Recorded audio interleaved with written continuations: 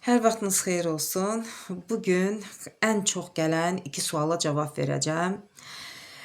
Autizmli əkizlərinizi sağalmış hesab edirsinizmi və autizmlə əkizlərdə nələr qaldı? Yəni hansı əlamətlər qaldı? Əvvəla onu deyim ki, bəli, autizmli əkizlərimi mən sağalmış hesab edirəm.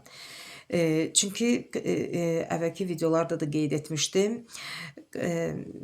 Əkizlər 2 yaş 10 aylıqda, yəni 3 yaşa yaxın vəziyyətləri tamamilə pisləşmişdi. Yəni autizmin şiddətlənmə həddinə gəlib çatmışdılar.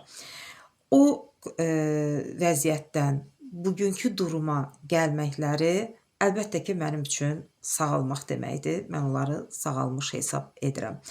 Bir halda ki, uşaqlar sərbəst şəkildə cəmiyyətə qoşula bilirlər.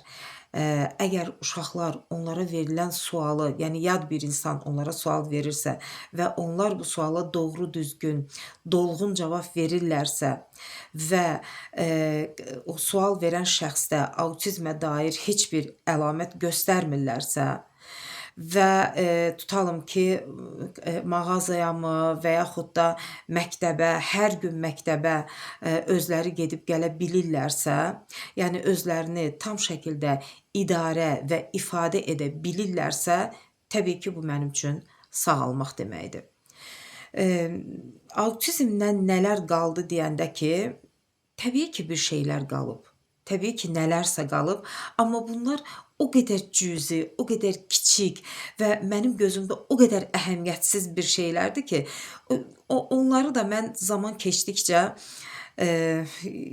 yoluna düşəcəyinə inanıram. Çünki əgər bu qədər əlaməti biz geridə qoymuşuqsa, bu gün o autizm əlamətlərini ilk baxışdan yəni sezdirmiriksə, yəni heç kəs bilmir ki, bu uşaqlarda autizm var və yaxud da yoxdur. Hətta deyəndə çoxları təəccüblənir ki, yəni ola bilməz bu uşaqlarda, yəni autizm ola bilməz və inanın ki, bu fikirlər məni nə dərəcədə sevindirir. Bəli, əgər belədirsə, yəni kənardan bu cür fikirlər alıramsa, bu yerdə qalan əlamətlərin də zamanla çözülüb gedəcəyinə inanıram. Yəni əlamət dedikdə elə böyük bir əlamətlər qalmayıb. Sadəcə bəzi tiklər qalıb. Məsələn, tutalım ki, danışarkən nitqdə bəzi qüsurlar var, bəzi. Yəni tutalım ki, sözün axırıncı hecasını 2 dəfə, 3 dəfə təkrarlama var. Bu da yəni həmişə olmur, bəzən olur.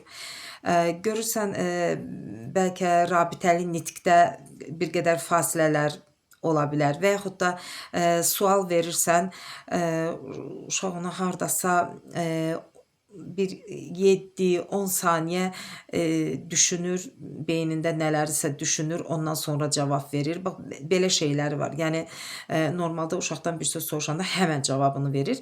Bunlar da həmən verir, amma elə suallar var ki, ona durub düşünməli olur. Yəni bax, belə şeylər qalıb. Yusifdə davranışa dair demək olar ki, heç nə qalmayıb, amma Məhəmməddə bəzi şeylər yenə də var. Tutalım ki, dırnağının kəsilməsindən heç xoşlanmır. Belə bir xeyli dilə tutub dırnaqlarını kəsirəm. Və yaxud da tutalım ki, əgər yuyunursa, həftəlik deməli təmizlik qaydalarına əsasən yuyunursa, demək paltarlar da dəyişməlidir. Məhəmməd onları dəyişmək istəmir. Deyir ki, yox, bunlar mənim paltarımdır, mən bunları dəyişmək istəmirəm. Bax, yəni belə cüzi şeylərdir. Mən bunları o qədər də dərin bir şeylər saymıram. Çünki biz nələri atlatmışıq, bunlar onun yanında heç nədir. Yəni həmişə deyirsiniz ki, niyə uşaqlarla bir video çəkib qoymursunuz, uşaqların danışığını görək və yaxud da gəzintidə olarkən və yaxud da hər hansı bir videolarını paylaşın. Doğrusunu deyim ki, yəni kiçik yaşlarında o qədər də etiraz etmirdilər, amma indi video çəkəndə xoşları gəlmir. görürəm ki, etiraz edirlər videoya çəkilməkdən xoşlanmırlar. Amma söz verirəm, bax bu videodan sonra mütləq şəkildə onları çəkəcəm, qoyacam və sağalıb sağalmamaq haqqda özünüz bir qərara gələrsiniz.